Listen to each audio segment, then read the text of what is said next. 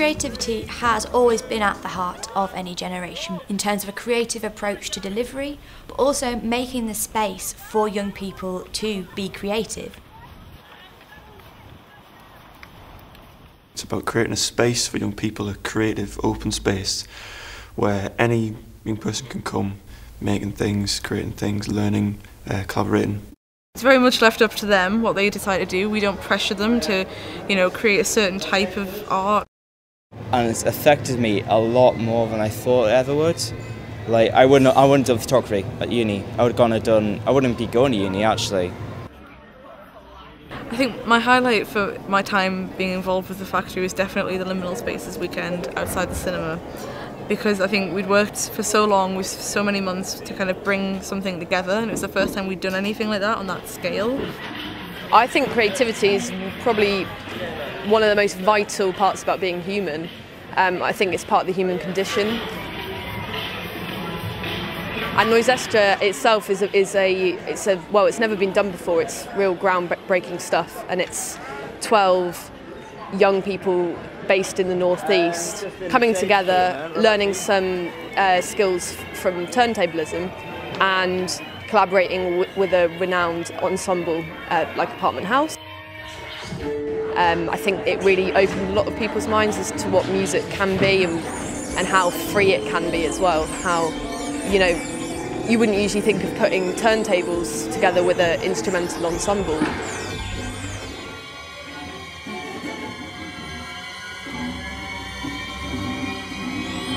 Working with Noisestra is such a proud moment for me, to see young people that came together and that didn't have those skills on turntables necessarily, to learn so many different things and to come together and perform as an ensemble. It's been amazing. It's very unique.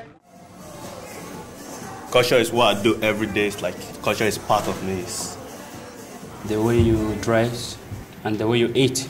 I am head tour guide here at the World Collection Museum. Within these walls, we have some of the finest artefacts. It's been brilliant to have people who've got really strong opinions and lived experiences that can contribute to our museum's kind of knowledge.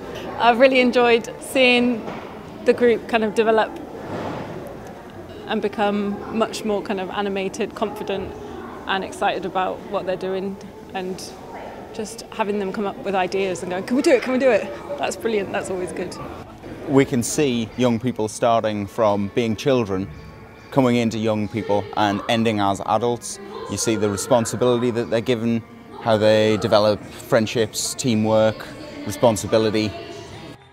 The main thing is that I've become a lot more confident. I could never speak in public before doing this, and I'm about to compare a show in about 5 minutes. For us, I think it's mapping the journeys of the young people, so to speak, or really just watching them grow. Our young people, when we first met them, there must have been about, some of them were 13, 14, 15, now they're on 18, 19, and some of them are employed by us actually to deliver some of the activities, or they're working for other people in a similar field. So we've got dancers who perform for a living now and who run workshops for Dance City, and for us that's exactly what we wanted the legacy of our project to be involved, to participate, to promote, to encourage other people to take part, to share their skills, have fun, and hopefully get something out of it. And if that's employment, if that's more friends, then that's a positive for us. I think too many cultural organisations think they have to lead and show the way. And there's got to be a bit of that at the start, but more, it's more, for me, about what the organisations can learn from the young people and in terms of their practice as organisations, and do things differently, because it's very easy, wherever you are in life, to kind of fall into ways of doing things, and you've got to challenge yourself. So I think it's a great challenge to the organisations. What would make a real difference to arts and culture and young people moving forward?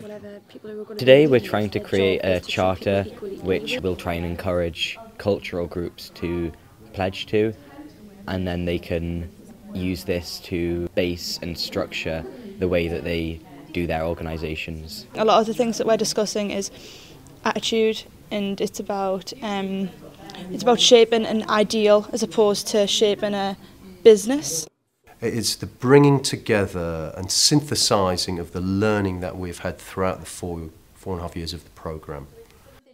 I want it to really change things, and what I see as the beating heart of the Charter is a set of values to which everybody can subscribe to in one way or another. But it gives us all a common talking point, one place around a table, and when we begin that process of talking, that's when change begins to happen.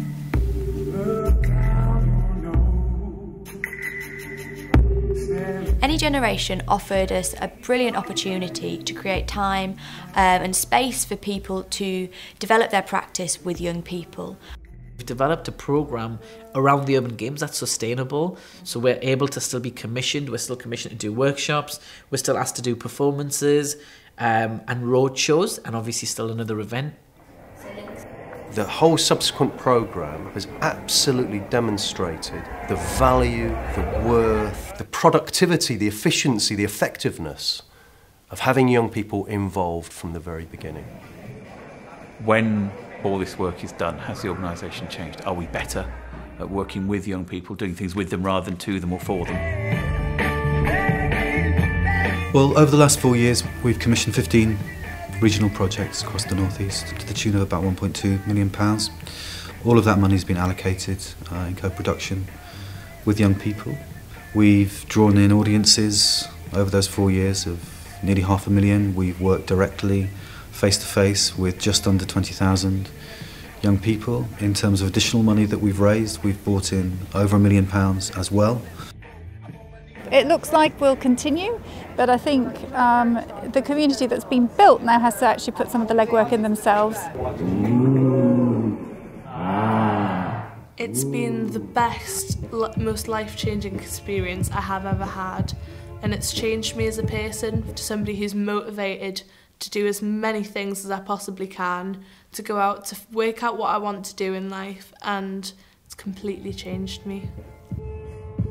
What I hope for the future is that the Young People's Charter for Arts and Culture brings people together to create better ways of working in the future that really celebrate young people as people in the here and now, not just the artists and leaders of tomorrow.